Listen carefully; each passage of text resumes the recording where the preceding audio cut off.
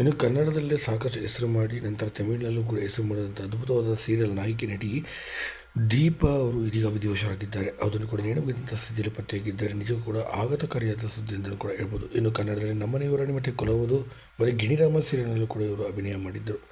ಇನ್ನು ಇಂಥ ಅದ್ಭುತವಾದಂಥ ಕಲಾವಿದೆ ಇತ್ತೀಚೆಗೆ ತಮಿಳು ಸೀರಿಯಲ್ನಲ್ಲಿ ಸಾಕಷ್ಟು ಅವಕಾಶಗಳು ಕೂಡ ಸಿಕ್ಕಿ ಅಲ್ಲೂ ಕೂಡ ಅಭಿನಯ ಮಾಡ್ತಿದ್ದರು. ಆದರೆ ಇಂದು ಅವರು ನೇಣುಬಿದ್ದಂಥ ಸ್ಥಿತಿಯಲ್ಲಿ ಮನೆಯಲ್ಲಿ ಪತ್ತೆಯಾಗಿದ್ದಾರೆ. ಅವರು ಸದ್ಯ ಅವರ ಬಾಯ್ ಫ್ರೆಂಡ್ ಜೊತೆ ಲಿವಿಂಗ್ ಟುಗೆದರಲ್ಲಿ ವಾಸವಿದೆ ಅಂತ ಹೇಳಲಾಗುತ್ತೆ. ನೋಡೋಕ್ಕೆ ಕೂಡ ತುಂಬಾ ಮುದ್ದು ಮುಖದ ಚೆಲುವೆಯಾಗಿದ್ದರು. ಆದ್ದರಿಂದ ಭಾಳ ಚಿಕ್ಕ ವಯಸ್ಸಿನಲ್ಲಿ ಸಾಕಷ್ಟು ಸೀರಿಯಲ್ ಮತ್ತು ಸಿನಿಮಾಗಳಲ್ಲಿ ಅಭಿನಯಿಸುವ ಕನಸುಗಳನ್ನು ಕೂಡ ಹೊತ್ತುಕೊಂಡಿದ್ದಾರೆ. ಅದರಂತೆ ಸಾಕಷ್ಟು ಸೀರಿಯಲ್ಗಳಲ್ಲೂ ಕೂಡ ಪ್ರಮುಖವಾದ ಪಾತ್ರಗಳನ್ನೇ ಅಭಿನಯಿಸಿದರು ದೀಪಾ ಅವರು.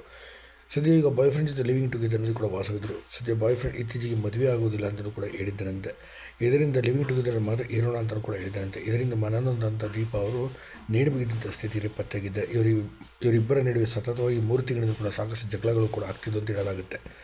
ಆಗ ನೀವೇನಂತ ಹೇಳಿದ್ರ ಬಗ್ಗೆ ದಯವಿಟ್ಟು ಕಮೆಂಟ್ ಮಾಡಿ ತಿಳಿಸಿ. ಇವರ ಆತ್ಮಕ್ಕೆ ಶಾಂತಿ ದೊರಕಲಿ. ಧನ್ಯವಾದ.